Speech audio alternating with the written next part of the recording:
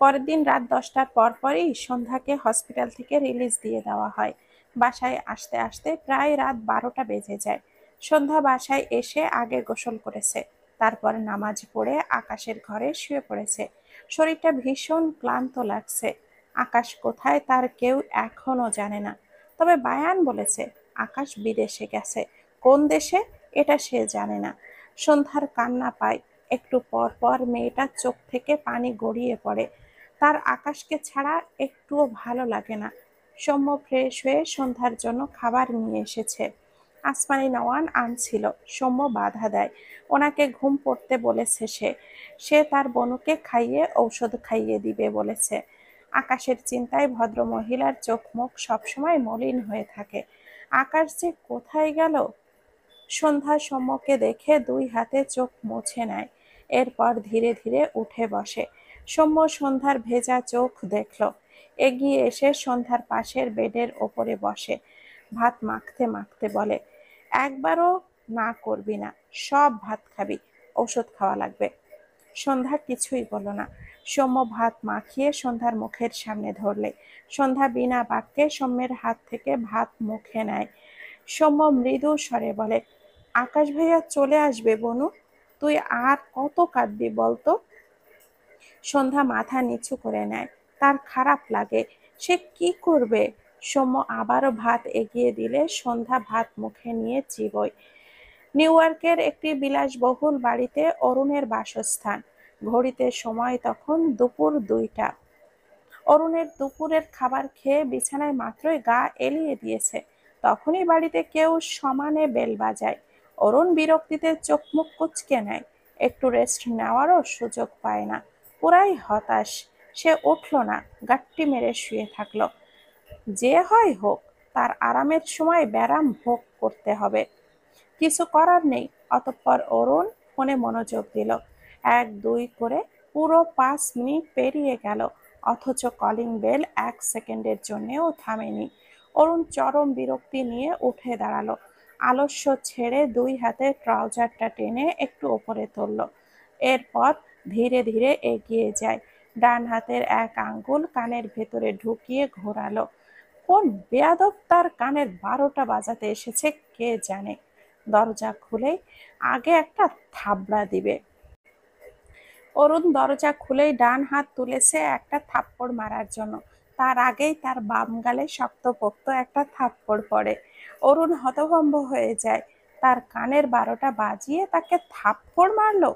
কিন্তু সামনে তাকিয়ে অরুণের চোখ জোড়া কোঠর থেকে বেরিয়ে আসার উপক্রম হয়। ওমা, এ তো স্বয়ং আকাশ তার বাড়িতে। অরুণ বাঁ হাত বাম গালে রেখে বিস্ময় কণ্ঠে বলে, তুই? আকাশ কিছুই বলল না। অরুণকে ঠেলে সরিয়ে দিয়ে লাগেজ নিয়ে বাড়ির ভেতরে প্রবেশ করে। অরুণ দরজা আটকে দ্রুত উল্টো ঘুরে তাকায়। 2 হাতে চোখ কষলে আবারও তাকায়। না, চোখ তো একদম ঠিক আছে। তাহলে এটাকে। অরুণ দৌড়ে গিয়ে আকাশের সামনে দাঁড়ায়। আকাশ বিরক্ত চোখে তাকায় অরুণের দিকে। অরুণ আঙ্গুল উঁচিয়ে বলে, সত্যি করে বলতো, তুই আকাশ নাকি আকাশের বেশে আমার ঘাড় মটকাতে এসেছিস? ভুলভাল প্ল্যান নিয়ে আসলে এক্ষুনি বেরিয়ে যা, কারণ আমি কোনো জিন ভূত ভয় পাই না। আন্ডার। বাকিটুকু বলার আগেই আকাশ অরুণের অপর গালে আরেকটি থাপ্পড় মেরে দেয়। বা হাতে অরুণের টি শার্টটি টেনে ধরে রেগে বলে, তোর ভাষণ শোনার জন্য আমি এখানে আসিনি, ঘুমাতে এসেছি, দূরে থাকবি আমার থেকে। কথাটা বলে আকাশ অরুণের কলারটা ছেড়ে চারপাশে তাকালো। একটি রুম খোলা দেখে সেই দিকে এগিয়ে গেল। এদিকে অরুণের চোখে মুখে বিস্ময়।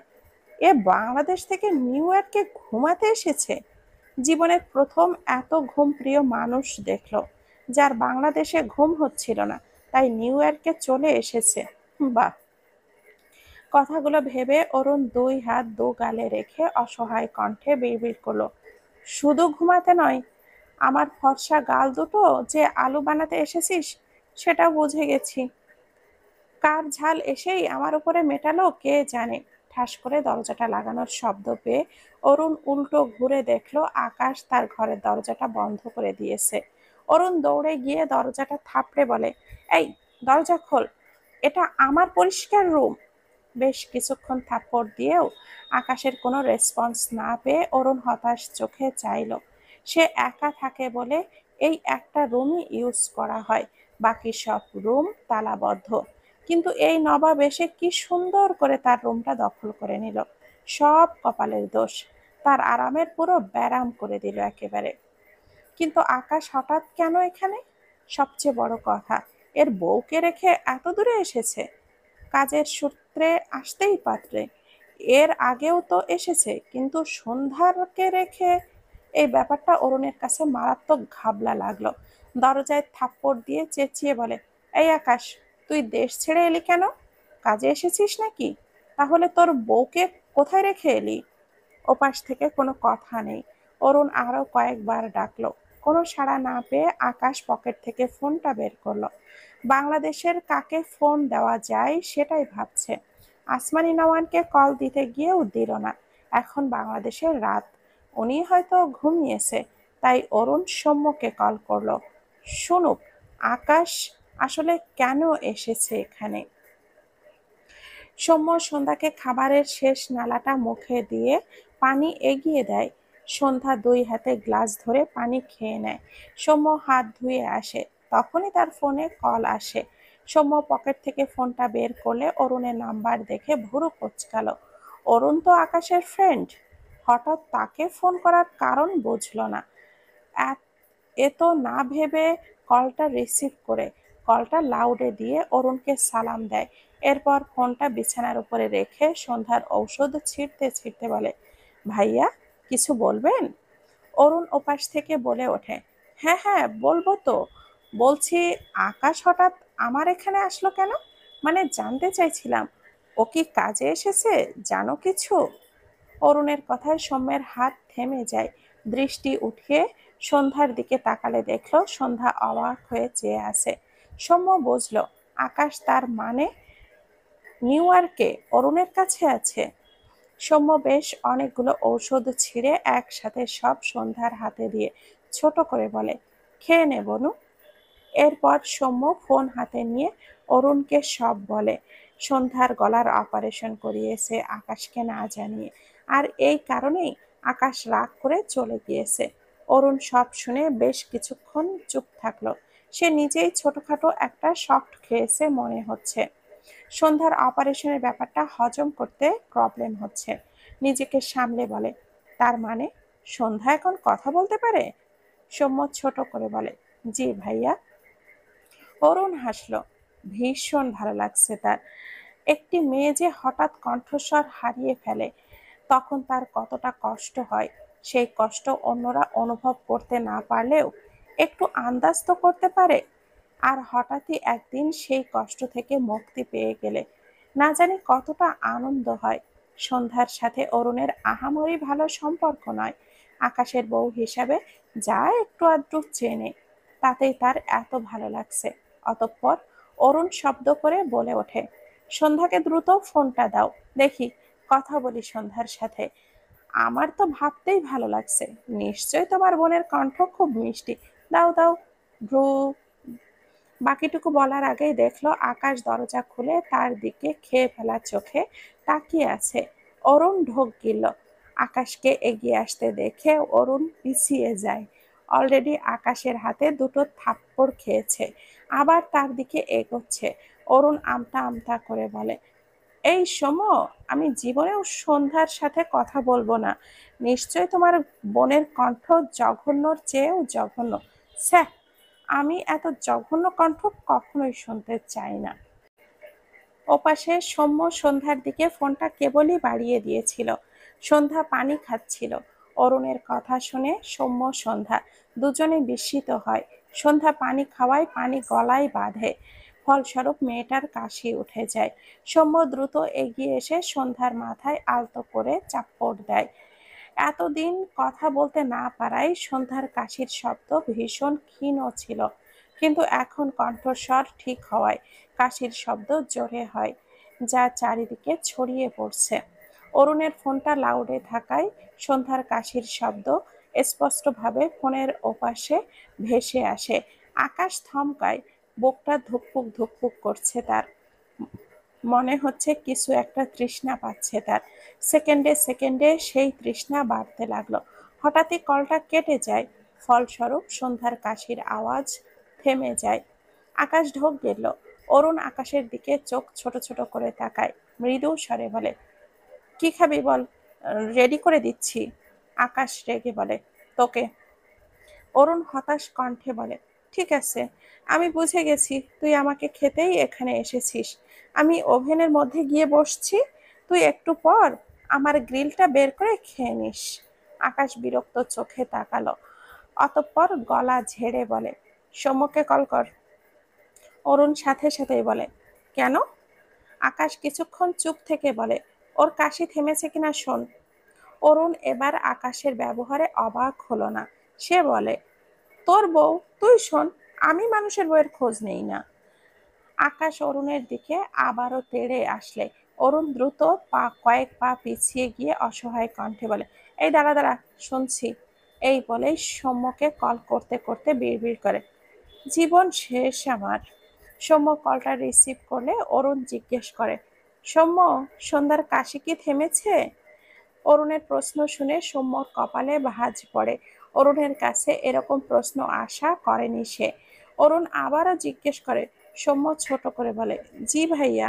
অরুণ হেসে বলে, আচ্ছা বাই, পরে কথা হবে। বলেই অরুণ কল কেটে দেয়। ততক্ষণে আকাশ অরুণের ঘরে গিয়ে দরজাটা আটকে দিয়েছে। অরুণ চুপচাপ দেখলো আকাশের কাণ্ড। আকাশকে আগের চেয়ে অনেকটা চুপচাপ লাগছে। পরের দিন সকাল সকাল সন্ধ্যা ঘুম থেকে উঠে সব কাজ কারবার করে নিজেকে পরিপাটি করে ব্যালকনিতে আসে। মনমরা হয়ে বসে থাকে ব্যালকনির ধারে, দৃষ্টি বকুল গাছতলায়। আকাশকে ঘিরে এই জায়গাটি সন্ধ্যার ভীষণ পছন্দের। সন্ধ্যা মুখে হাসি ফোটে। আকাশ এই দেশে নেই ভাবতেই সে হাসি মিলিয়েও যায়। কবে আসবে আকাশ? সকালে উঠে আকাশের নাম্বারে অনেকবার কল দিয়েছিল, প্রতিবারই ফোনটা বন্ধ পেয়েছে। সন্ধ্যার মলিন মুখে চেয়ে রইল। কিছুক্ষণ পর সন্ধ্যা উঠে দাঁড়ায়।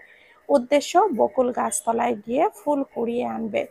সন্ধ্যা বাড়ি থেকে বেরিয়ে বাগানে আসে। ছোট ছোট পায়ে গাছটির দিকে এগিয়ে যেতে নিলে তার চোখ পড়ল গাছের কাছে একটি কাপড়ের স্তূপ। সন্ধ্যা অবাক হয়, এখানে এত কাপড় পড়ে আছে কেন, বুঝলো না।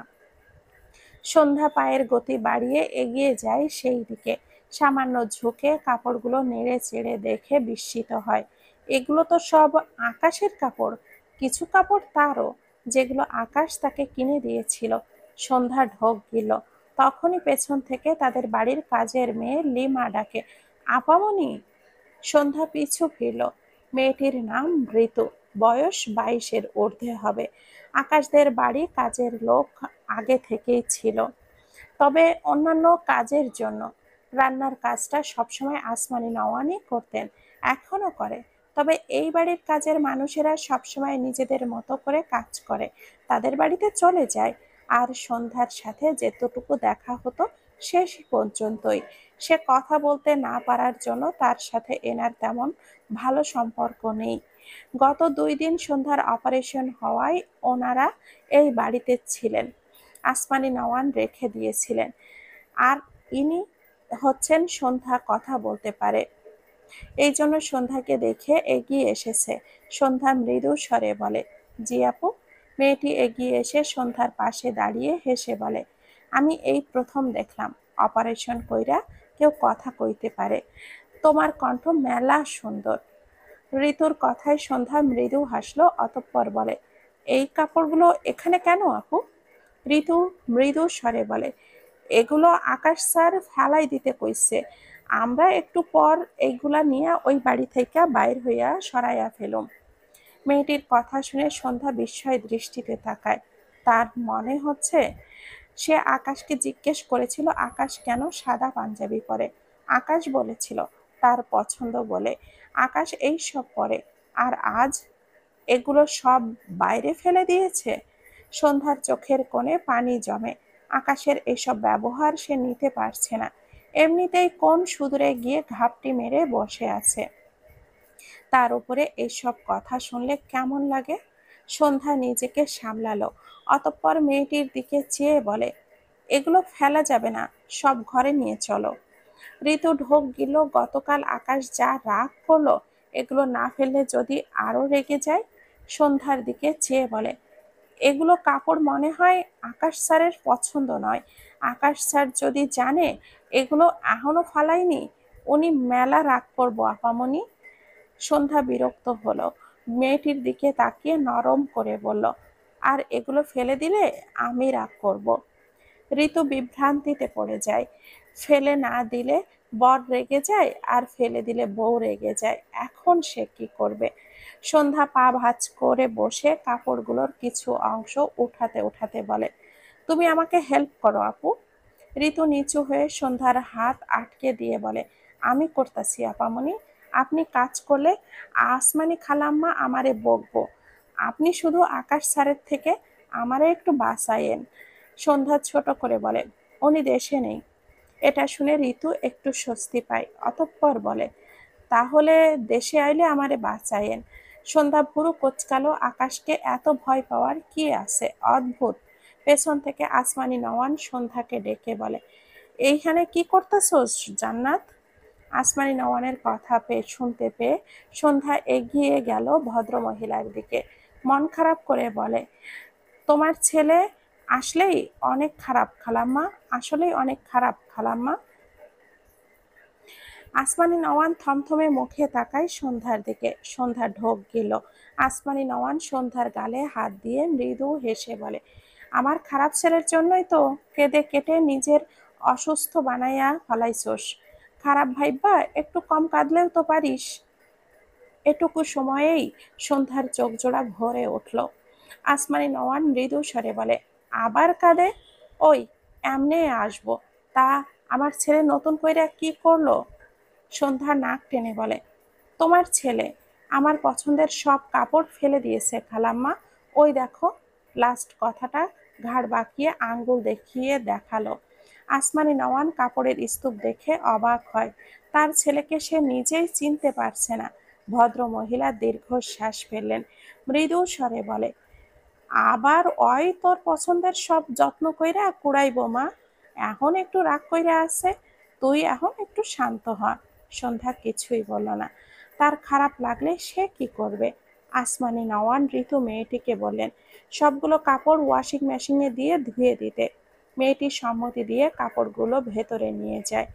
ঘড়িতে তখন সময় রাত 8টা। আকাশের ফেলে দেওয়া সব কাপড় ধুয়ে শুকানোর জন্য সৌম্য সব স্ত্রীকে সব ইস্ত্রি করে এনে দিয়েছে। সন্ধ্যা বলেছিল বলে তাই সৌম্য বিনা বাক্যে তার বনুর আবদারটা পূরণ করেছে। সন্ধ্যা একটা একটা করে কাপড় ভাঁজ করে কাবার্ডে তুলে রাখবে বলে থেকে থেকে ডান হাতে চোখের পানিও মুছছে। ভীষণ খারাপ লাগছে তার, কিন্তু সন্ধ্যা থামল না। সবগুলো কাপড় এক হাতে গোছাতে ব্যস্ত সে। এদিকে নিউ ইয়র্কে তখন সকাল 10টা। আকাশের কোলের ওপরে ল্যাপটপ, স্ক্রিনে সন্ধ্যার কাপড় গোছানোর ভিডিও চলছে, অর্থাৎ সে লাইভ দেখছে। এগুলো যে তার ফেলে দেওয়া কাপড়। আকাশ খুব ভালো করেই বুঝলো। বিড়বিড় করে বলে, ভালো। সন্ধ্যা একটু পরপরই চোখ মোছে, আবার কাপড় ভাঁজ করে। আকাশের চোখ এড়ায়নি সন্ধ্যার কান্না মাখা চোখ। বেশ কয়েকবার সন্ধ্যাকে এমন করতে দেখে আকাশ ডিভানে মাথা এলিয়ে দিয়ে চোখ বুজে নেয়।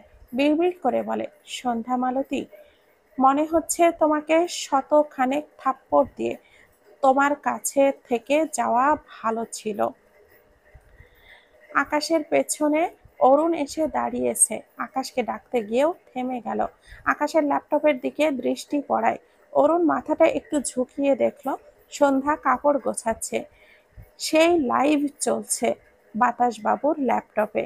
অরুণ মনে মনে বিড়বিড় করে, ওরে বাটপার, দাঁড়া, তোর ব্যবস্থা করছি। এরপর অরুণ সোজা হয়ে দাঁড়ায়। ফোনটা বের করে সন্ধ্যার নাম্বার ডায়াল করে আনে। সন্ধ্যার নাম্বার সে সৌম্যের দিকে থেকে নিয়ে রেখেছে কথা বলার জন্য। অবশ্যই গুরুত্বপূর্ণ কথাই বলতো। এখন আকাশের কাণ্ড দেখে মনে হচ্ছে গুরুত্বটা আরো বেশি বেড়ে গিয়েছে। সে অপেক্ষা করছে আকাশ কখন এই ভিডিওটা থেকে বেরিয়ে অন্য কাজে ফোকাস করবে। প্রায় মিনিট 5 পর আকাশ সোজা হয়ে বসে।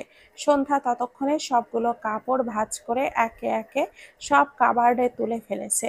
লাস্ট দুটো কাপড় কাবার্ডে রেখে সন্ধ্যার বেডের ওপরে এসে বসে। হাঁপিয়ে গিয়েছে। আকাশ আরো অনেকটা সময় নিয়ে সন্ধ্যাকে চুপচাপ দেখলো। পেছন থেকে অরুণ এপাশ ওপাশ হাঁটছে। কখন থেকে দাঁড়িয়ে আছে। কোমরে ডান হাত রেখে বিরক্ত চোখে তাকালো আকাশের দিকে। রাগ লাগছে তার। গলা ফাটিয়ে বলতে ইচ্ছে করছে, এই বেয়াদব কাজ কর, সারাদিন শুধু বউকে দেখা। কিন্তু মনের কথা আর মুখ ফুটে বের করলো না। এমনিতেই এর মেজাজ ভালো না। সব ঝাল শুধু তার উপরেই মেটাতে আসে। কথাটা ভেবেই অরুণ হতাশ হলো। হঠাৎই আকাশ ল্যাপটপে আঙ্গুল চালিয়ে অন্য কাজে মন দিল। অরুণ হাঁপ ছেড়ে বাঁচে। পেছন দিকে এক দৌড় দিয়ে একেবারে বাড়ির বাহিরে চলে আসে। এরপর দ্রুত সন্ধ্যার নাম্বারে কল করে। সন্ধ্যা এখনো বিছানায় রেস্ট নিচ্ছিল। টেবিলের ওপরে রাখা ফোনটি শব্দ করে বেজে উঠলে সন্ধ্যা এগিয়ে এসে তার ফোনটা হাতে নেয়। নাম্বারটি সে চিনল না। কেমন যেন বিদেশি নাম্বার বলে মনে হলো। ফোনটি রেখে দিতে গিয়েও কি মনে করে যেন ফোনটা রিসিভ করে কানে নেয়। সাথে সাথে অরুণ বিচলিত কণ্ঠে বলে, সন্ধ্যা, ঘর থেকে বের হও তাড়াতাড়ি। এপাশে সন্ধ্যার ঝাঁকি দিয়ে ওঠে। ভয় পেয়েছে বেচারি। কে এটা? তার নাম জানলো কি করে? আর তাকে ঘর থেকে বেরোতেই বা কেন বলছে? ঢোক গিলে ছোট করে বলে, মানে? অরুণ নিজেকে শান্ত করে বলো। এরপর শ্বাস ফেলে বলে, আমি অরুণ, তুমি ঘর থেকে বের হও, তোমার সাথে খুবই ইম্পর্টেন্ট কথা আছে। ঘরে থাকলে কথা বলা যাবে না।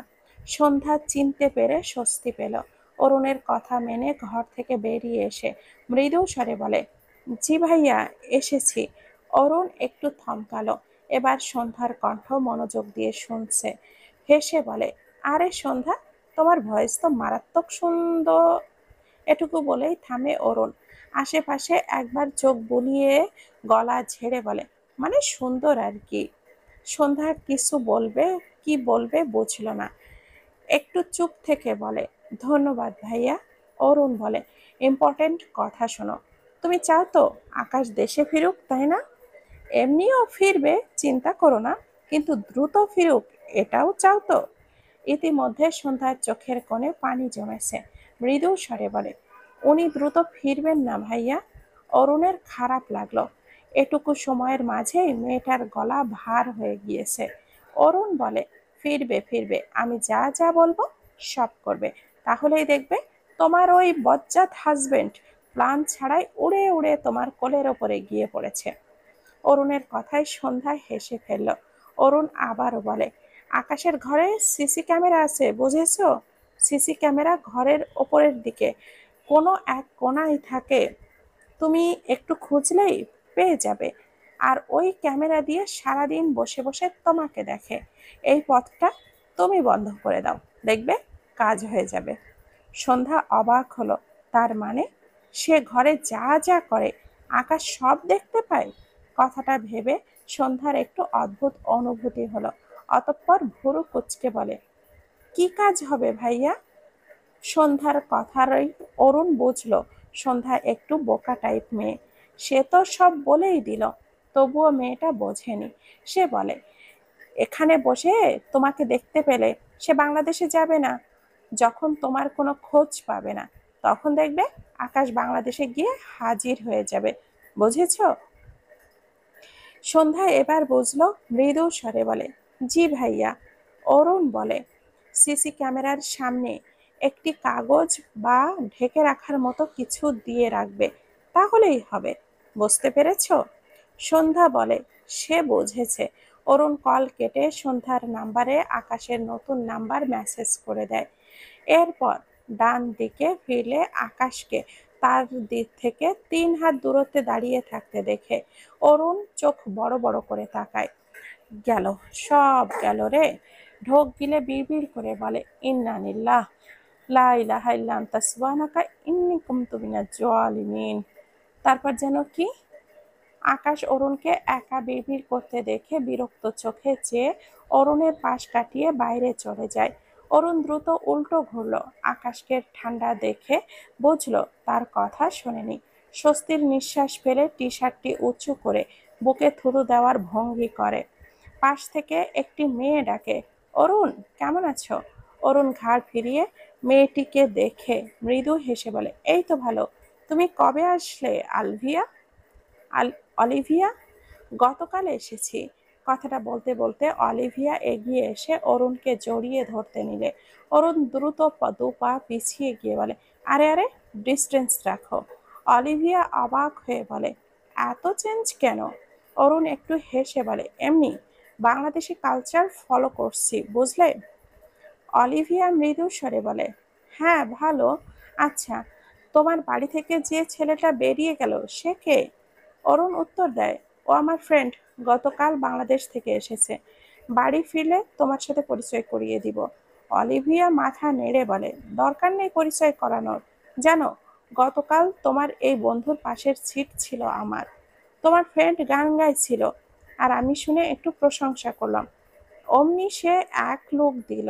মনে হলো আমি তার প্রশংসা নয়, তাকে খুন করতে চেয়েছি। যদিও ব্যাপারটা ভীষণ ভালো লেগেছে।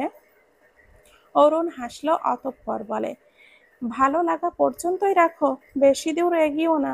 অলিভিয়া উল্টো দিকে যেতে যেতে বলে, কি যে বলো, আমি তো সব সেরে ফেলেছি। অরুণ চোখ বড় বড় করে বলে, কি সব সেরে ফেলেছ?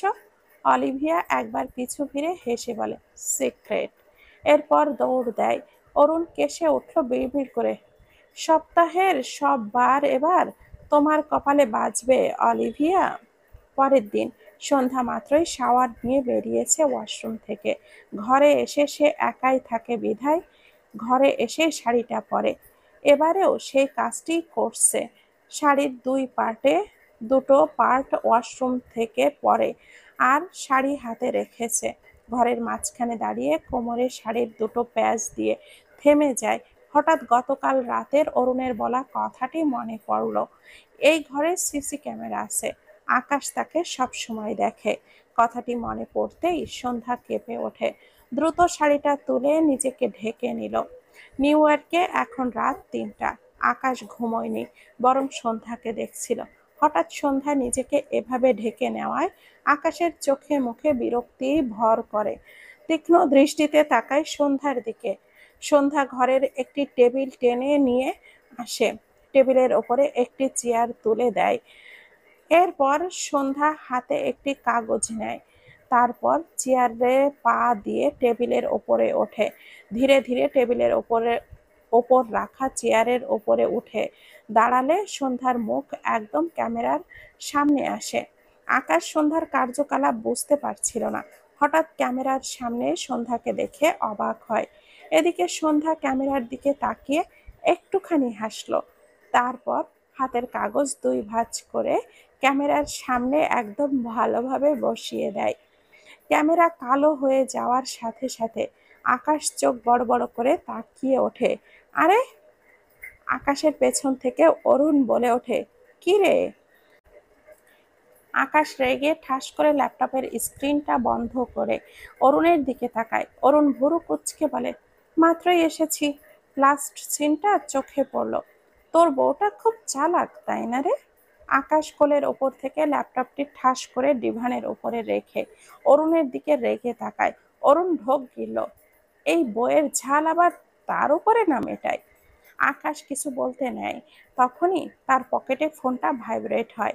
আকাশ পকেট থেকে ফোনটা বের করে নোটিফিকেশন চেক করে দেখল সন্ধ্যার নাম্বার থেকে একটি মেসেজ এসেছে। বিদেশে বসে ফ্রিতে বউ দেখা বন্ধ করুন, দেশে এসে ফিস দিয়ে বউকে দেখুন, নয়তো বউয়ের চেহারা আল্লাহর হস্তে ভুলে যান। মেসেজটি পড়ে আকাশ বিস্ময় দৃষ্টিতে তাকায়। মুহূর্তেই চোয়াল শক্ত হয়ে যায়। এই মেয়ের কত বড় সাহস, তার সন্ধ্যা মালতীকে ভুলে যেতে বলে। রাগ দমাতে না পেরে আকাশ তার ফোনটা আছাড় মারতে নিলে অরুণ দ্রুত বলে ওঠে, এই এই, ফোন ভাঙিস না, ফোনটা আমাকে দে, আমি কোনো এক মিসকিনকে দিয়ে দিব। আকাশ থেমে যায়, রাগান্বিত স্বরে বলে, ওর সাহস কি করে হয় আমার লাগানো ক্যামেরা অকেজো করে দেওয়ার, ওকে ভুলে যেতে বলার। ওকে? অরুণ হিয়ালি করে ঠোঁট উল্টে বলে, কি জানি। অরুণের এটুকু কাজে আকাশ আরো রেগে যায়। অরুণের দিকে তেড়ে যেতে নিলে অরুণ দৌড় দেয়। ইস, এ আসলেই তাকে খেতে এসেছে। তার শান্তি শেষ। এদিকে আকাশ ফোন হাতে নিয়ে ঘরের এপাশ ওপাশ পায়চারি করছে। মানুষ নেশা করার পর নেশার দ্রব্য না পেলে যেমন ছটফট করে, সন্ধ্যাকে দেখতে না পেয়ে আকাশের তেমন ছটফট লাগছে। বেশ কিছুক্ষণ পর আকাশ পায়চারি থামিয়ে দাঁড়িয়ে যায়। রাগে ফোঁসফোঁস করতে করতে টাইপ করে সন্ধ্যার নাম্বারে মেসেজ পাঠায়। বেয়াদব মেয়ে, আমার হক নষ্ট করছো তুমি। থাপ্পড় কিন্তু একটাও মাটিতে পড়বে না। Be careful. সবাইকে অনেক অনেক ধন্যবাদ। গল্পটির নাম হচ্ছে অন্তর্দহন। লিখেছেন ডিআরএম সোহাগ। পেজ ডিআরএম সোহাগানি। সবাই ভালো থাকবেন, সুস্থ থাকবেন। আর ভিডিওটি যদি ভালো লেগে থাকে তাহলে প্লিজ একটা লাইক করবেন, কমেন্ট করে জানাবেন এবং চ্যানেলটিকে সাবস্ক্রাইব করে আমাদের সাথেই থাকবেন পরবর্তী অংশ পেতে হলে। ভালো থাকবেন। আল্লাহ হাফেজ। আসসালামু আলাইকুম ওয়া রাহমাতুল্লাহি ওয়া বারাকাতুহু।